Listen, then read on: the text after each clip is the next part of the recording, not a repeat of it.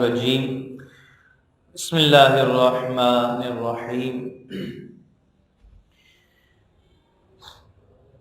ان الدین عند اللہ الاسلام صدق اللہ مولانا العظیم وقال اللہ تعالی فی شان حبیبہ ان اللہ وملائکتہ یصلون علی النبی یا ایھا الذین آمنوا صلوا علیہ وسلموا تسلیما الصلاۃ والسلام علیک یا رسول اللہ وعلی آلک واصحابک یا خاتم النبیین۔ تمام حمد و ثنا، تمام تعریفیں اللہ رب العالمین کے لیے اور کروڑوں درود و سلام نازل ہوں حضور نبی رحمت صلی اللہ تعالی علیہ وسلم پر اور آپ صلی اللہ تعالی علیہ وسلم کے آل و اصحاب پر اللہ کی رحمتیں اور سلامتی نازل ہو۔ الحمدللہ ہم سب ہفتہ واری درس حدیث درس ابو داؤد شریف میں حاضر ہیں۔ آئیے درس حدیث کا آغاز کرتے ہیں۔ حدیث نمبر 4795 ہے۔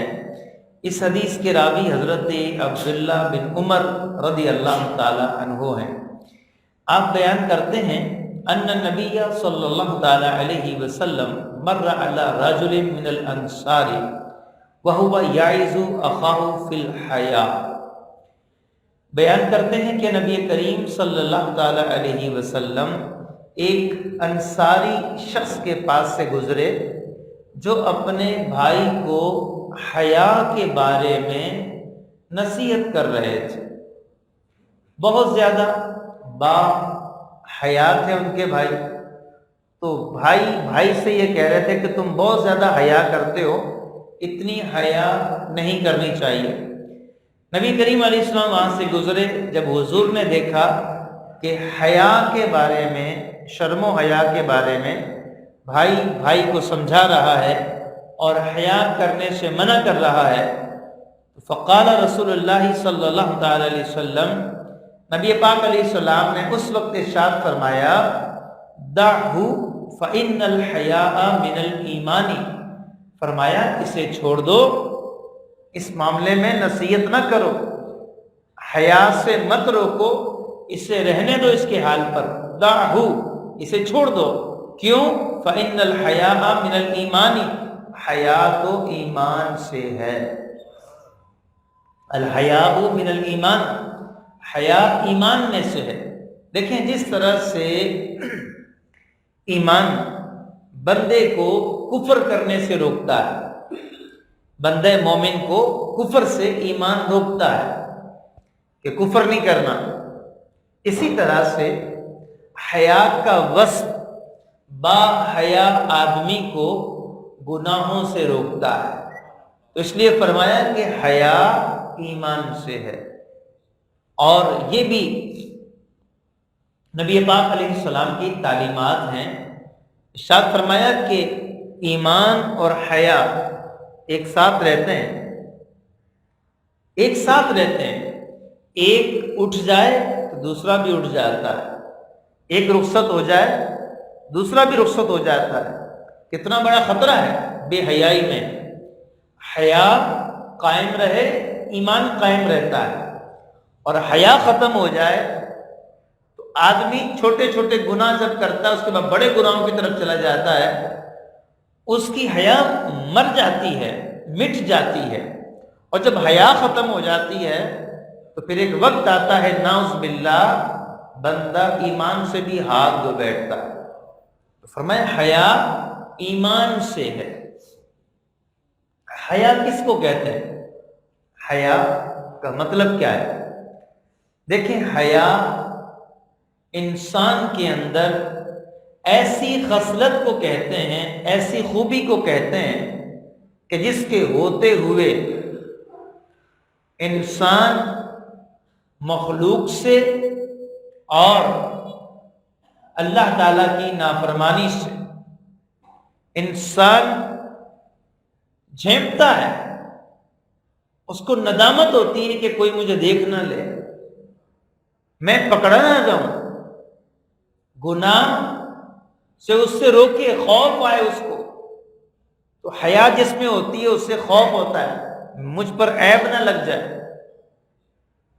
خوف سے نادم ہونا، شائع فیل کرنا، شرم کہ پتہ نہیں لوگ کیا کہیں گے.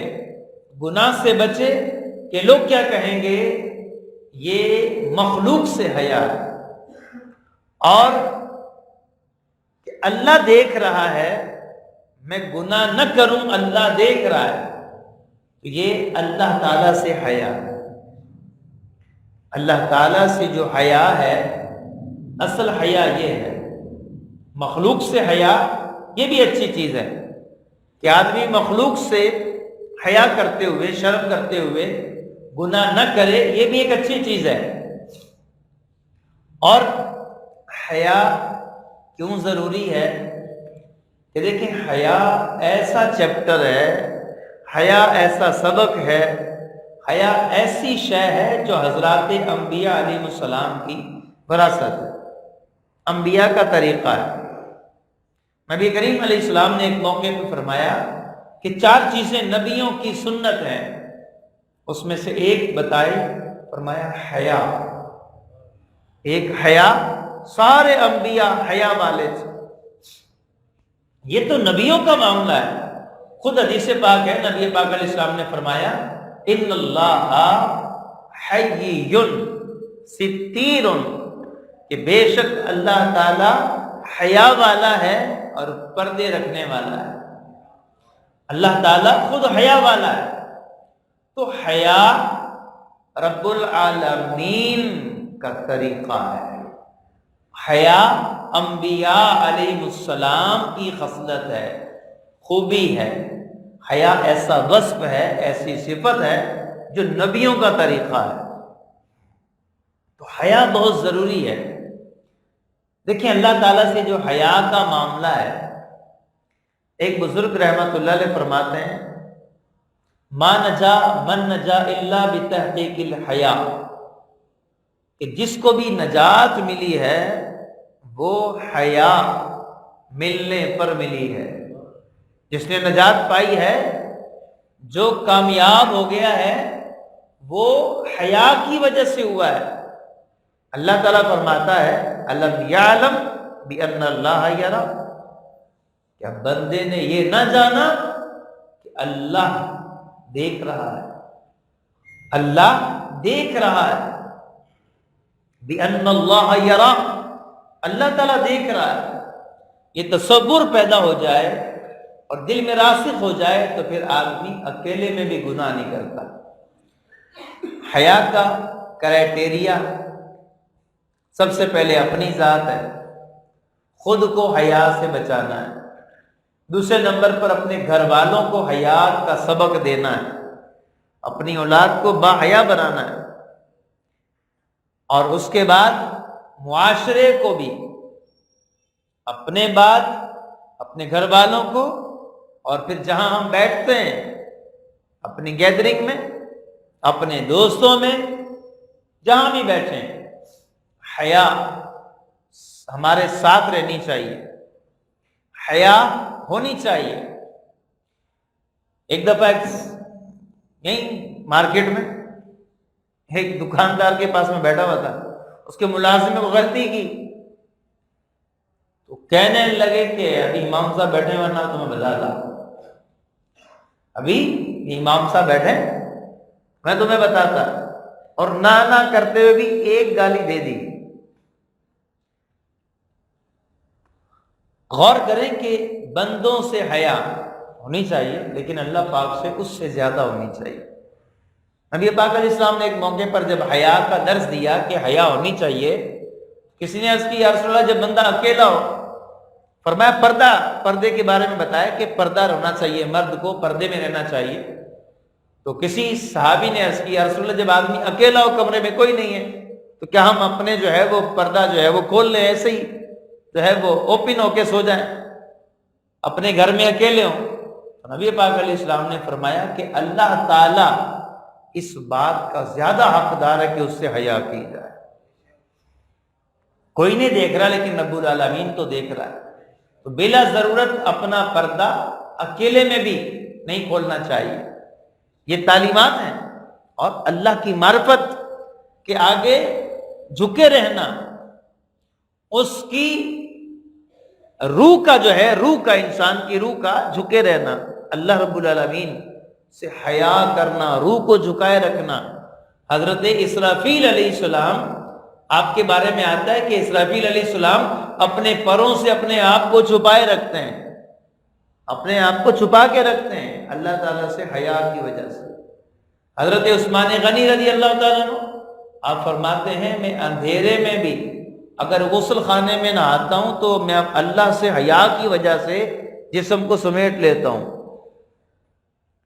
جسم کو سمیٹ لیتا ہوں. اب آدمی اندھیرے میں ہو، غسل خانے میں ہو، اور پھر بھی رب العالمین کی حیا. حیا کیسے پیدا ہو؟ یہ بھی ایک سوال ہے کہ حیا پیدا کیسے ہو. دیکھیں کچھ چیزیں ہیں جن سے حیا پیدا ہو جاتی ہے، اگر بندہ غور کرے. حضرت محمد بن فضل رحمۃ اللہ علیہ، یہ بہت بڑے امام ہیں اپنے دور کے.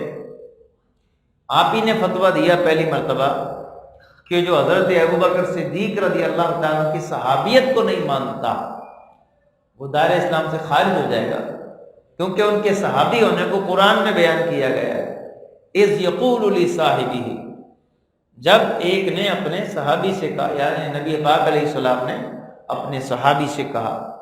تو محمد بن فضل رحمۃ اللہ علیہ آپ فرماتے ہیں کہ حیا کیسے حاصل ہوگی. آپ فرماتے ہیں کہ بندہ اللہ کی نعمتوں پہ غور کرے اور اپنے کرتوتوں پہ غور کرے، محسن کے احسان کو یاد کرے اور اپنی جفاؤں کو، بے وفائیوں کو یاد کرے، اللہ کی نعمتوں کو یاد کرے. وہ تو نعمتیں دے رہا ہے اور میں کیا کر رہا ہوں. جب اس چیز کو یاد کرے گا نا تو حیا پیدا ہو جائے گی. انسان کے دل میں حیا پیدا ہوگی. حیا نہ ہونے کا ایک سبب علم نہ ہونا، جہالت، یہ بھی ہے. نمبر 2، خوف خدا نہ ہونا، اللہ کا خوف، اللہ پاک کا تصور. خوف خدا نہ ہونا، اس سے بھی آدمی بے حیا ہو جاتا. علم دین ہو، خوف خدا ہو اور غور و فکر، اللہ کی نعمتوں میں غور و فکر کرنے سے بھی آدمی کے اندر حیا پیدا ہوتی. جب آدمی سوچے گا کہ اللہ پاک تو مجھے اتنی نعمتیں دے رہا ہے، روز دیکھتے ہیں آنکھوں سے، روز آنکھ کام کر رہی ہے، اللہ کی نعمت ہے. کان کام کر رہے ہیں، اللہ کی نعمت ہے. سونگ رہے ہیں، اللہ کی نعمت ہے. چکھ رہے ہیں، اللہ کی نعمت ہے. کھا پی رہے، اللہ کی نعمت ہے. سانس لے رہے، اللہ کی نعمت ہے. چل رہے ہیں، ہاتھ پاؤں کام کر رہے ہیں، اللہ کی نعمت ہے. روزی مل رہی، اللہ کی نعمت ہے. اس قدر اللہ کی نعمتیں روز رب العالمین دیتا ہے، اور اس کے باوجود ہم اللہ کی نافرمانیاں کریں، گناہ کریں. جب آدمی یوں غور و فکر کرے گا تو اس کے اندر حیا پیدا ہوگی. دیکھیں حیا تعلق فقط چند باتوں سے نہیں ہے، انسان کے تمام افعال کے اندر حیا کا تعلق ہے.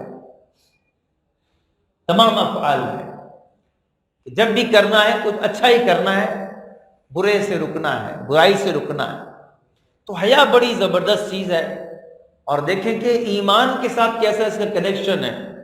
فرمایا کہ یہ دونوں ملی ہوئی ہیں، ایک اٹھ جائے تو دوسری بھی اٹھ جاتی ہے. تو حیا کو ایمان کا شعبہ کہا گیا ہے، ایمان کی ایک شاخ کہا گیا ہے. نبی پاک علیہ السلام نے فرمایا ایمان کی 70 سے زیادہ شاخ ہے، اور حیا بھی ایمان کا ایک شعبہ ہے. ساری نہیں گنوائی، ایک گنوائی.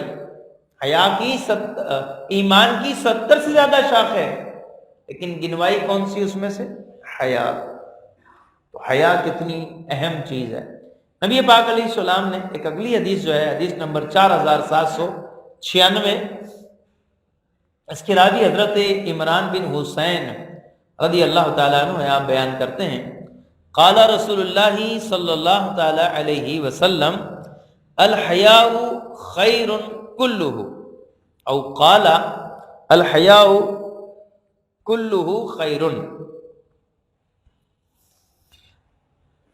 فرمایا نبی پاک صلی اللہ تعالی علیہ وسلم نے حیا ساری کی ساری خیر ہے. حیا خیر ہے ساری کی ساری، یا یوں فرمایا حیا ساری کی ساری خیر ہے. اس حدیث میں یہ بھی غور کریں کہ دونوں باتوں کا مطلب ایک ہی ہے. حیا خیر ہے ساری کی ساری، اور حیا ساری کی ساری خیر ہے، ایک ہی مطلب ہے. لیکن آپ دیکھیں صحابہ کرام نبی پاک علیہ السلام کے فرامین کی کس قدر حفاظت کر کے بیان کرتے ہیں. یہاں تو یوں فرمایا تھا، کلہ پہلے فرمایا تھا یا کلہ بعد میں فرمایا تھا. یہ صحابہ کا اہتمام کرنا ہے نبی پاک علیہ السلام کے فرامین کی. تو حدیثوں کی حفاظت کے لیے صحابہ کرام نے کس قدر احتیاط سے کام لیا. اور آج ہم کوئی بھی بات ہو حضور نے فرمایا، حضور نے فرمایا، ایسے نہیں. معلوم ہونا چاہیے، پتہ ہو کنفرم نبی پاک صلی اللہ تعالی علیہ وسلم کا فرمان ہے تبھی نسبت کرنی چاہیے، ورنہ بہت احتیاط کی ضرورت ہے. صحابہ کا انداز دیکھیں نا. اب کیا فرمایا کہ حیا ساری کی ساری خیر ہے، اور ایک حدیث میں فرمایا کہ حیا خیر ہی لاتی ہے. حیا خیر ہی لاتی ہے. نبی پاک صلی اللہ تعالی علیہ وسلم خود کس قدر حیا کرتے تھے، کس قدر حیا والے تھے. سبحان اللہ. بڑی پیاری حدیث پاک ہے. نبی کریم صلی اللہ تعالی علیہ وسلم کی حیا کو بیان کرتے ہوئے صحابہ کرام بیان کرتے ہیں کہ نبی پاک صلی اللہ تعالی علیہ وسلم کی حیا کیسی تھی. فرمایا پردہ نشین کنواری لڑکی سے بھی زیادہ نبی پاک علیہ السلام حیا کرتے تھے. کنواری لڑکی میں حیا زیادہ ہوتی ہے، پردہ نشین کنواری لڑکی سے زیادہ حیا کرتے تھے. آج اگر کوئی نوجوان شرمیلا ہو، با حیا ہو، اس کے دوست اس کو چھیڑتے ہیں، ابے تو لڑکی ہے کیا ہے، اتنا شرمیلا ہے تو. اللہ اکبر. یاد رہے کہ یہ چھیڑنا غلط بات ہے، یہ چھیڑنا درست نہیں ہے. وہ حدیث بھی پہلے والے بھی یاد رکھیں. بھائی بھائی کو حیا کے بارے میں نصیحت کر رہا تھا، لیکن نبی پاک علیہ السلام نے کیا فرمایا کہ حیا کے بارے میں چھوڑنے کا مت بولو کہ حیا رہنے دو، حیا نہ کیا کرو زیادہ. بعض لوگ ہوتے ہیں گھر میں، اتنی شرم کیوں کرتے ہو، اتنی حیا کیوں کرتے ہو. گھر والے کہہ دیتے ہیں یہ منع ہے. حیا ہے تو اچھی چیز ہے. نبی پاک صلی اللہ تعالی علیہ وسلم کس قدر با حیا ہے کہ کنواری لڑکی، پردہ نشین کنواری لڑکی سے بھی زیادہ نبی پاک علیہ السلام حیا فرماتے. اس قدر حیا. اور یاد رہے کہ حدیثوں میں یہ بھی آیا ہے کہ اگر کوئی ناپسندیدہ بات کا ذکر کرنا بھی پڑتا تو نبی پاک علیہ السلام ڈائریکٹ بات نہیں کرتے تھے، اشارے کنائے میں بات کرتے تھے، اشاروں کنائے میں.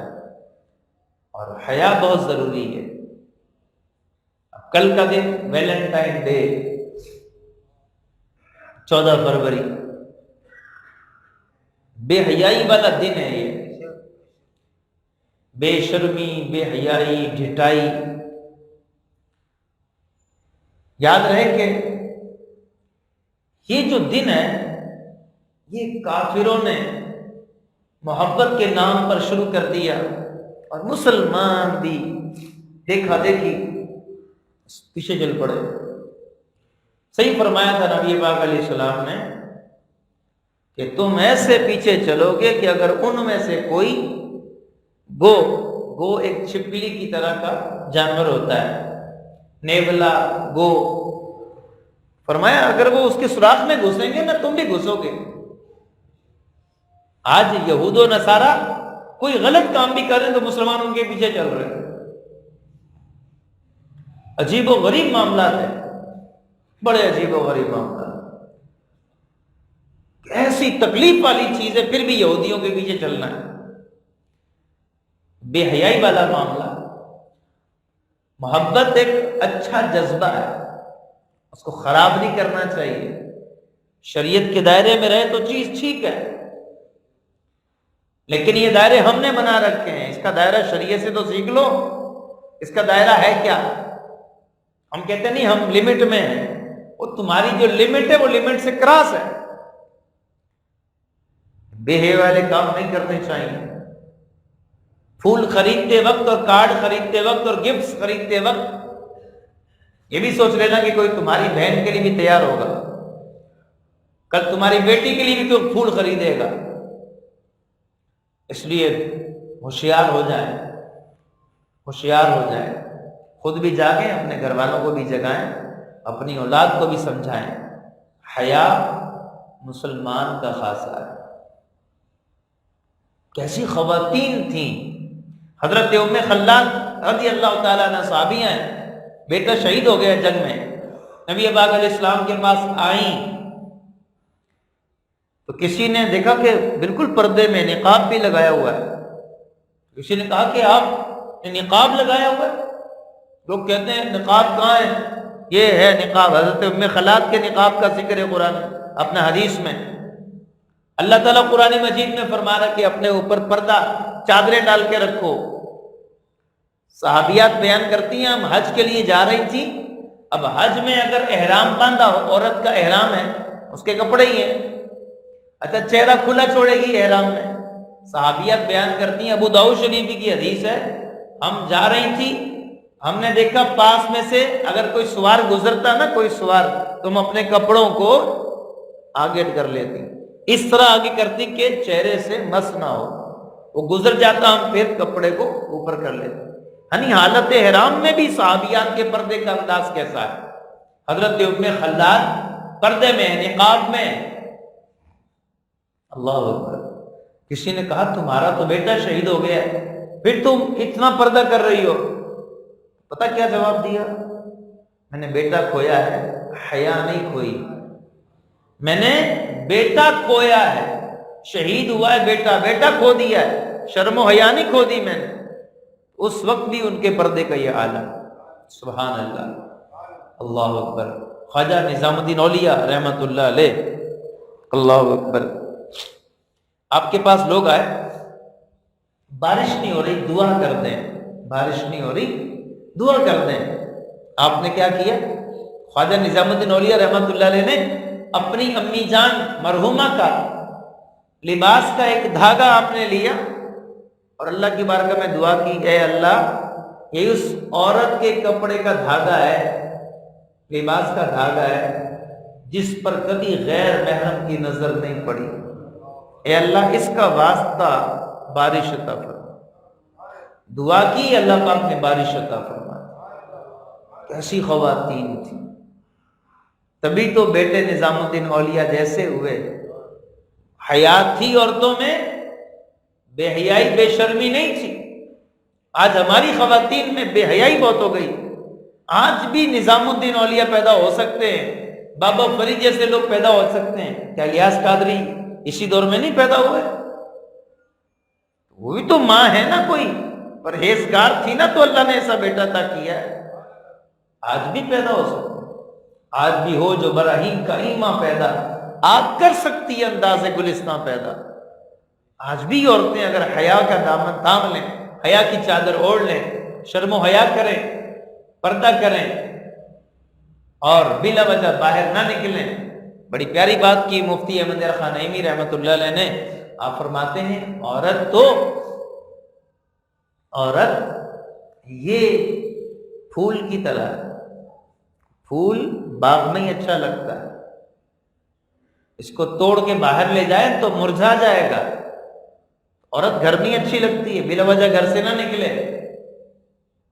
فرمایا عورت یہ صنف نازک ہے، نازک ہے، اور غیر محرموں کی نظریں یہ پتھر ہے، یہ نازک ہے شیشے کی طرح، اور غیر محرموں کی نظر پتھر کی طرح۔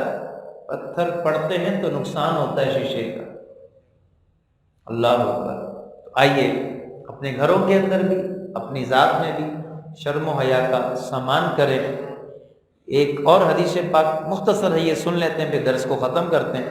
حدیث نمبر 4797 ہے، راوی حضرت عبداللہ بن مسعود ہیں۔ آپ بیان کرتے ہیں نبی پاک صلی اللہ علیہ وسلم نے فرمایا ان مما ادرک الناس من کلام النبوۃ الاولی اذا لم تستحی فافعل ما شئت۔ نبی پاک علیہ السلام نے فرمایا انبیاء کی باتوں میں سے جو ایک بات لوگوں تک پہنچی ہے وہ یہ بھی ہے کہ جب تیرے اندر حیا نہ رہے، تو بے حیا ہو جائے، فافعل ما شئت، پھر جو چاہے کر۔ پتہ چلا حیا والا آدمی ہی شرم کرتا ہے اور گناہوں سے بچتا ہے، لیکن جس کی حیا مر جائے، حیا فوت ہو جائے، حیا ختم ہو جائے، پھر وہ جو چاہتا ہے کرتا ہے، اسے کوئی پرواہ نہیں۔ میں گالی دے رہا ہوں، میں بدنگاہی کر رہا ہوں، میں لوگوں کی ماں بہن کو چھیڑ رہا ہوں، وہ کیا ہے؟ اس کی حیا مر چکی ہے۔ حیا کو مرنے نہیں دینا۔ بڑی پیاری بات کسی نے پوسٹ میں لکھی تھی کہ اگر تمہاری وجہ سے کوئی بہن بیٹی اپنا راستہ بدل لے، اگر تمہاری وجہ سے کوئی بہن بیٹی اپنا راستہ بدل لے تو تم میں اور گلی کے کتے میں کوئی فرق نہیں۔ اللہ تعالی ہمیں باحیا بنائے۔ وآخر دعوانا ان الحمدللہ۔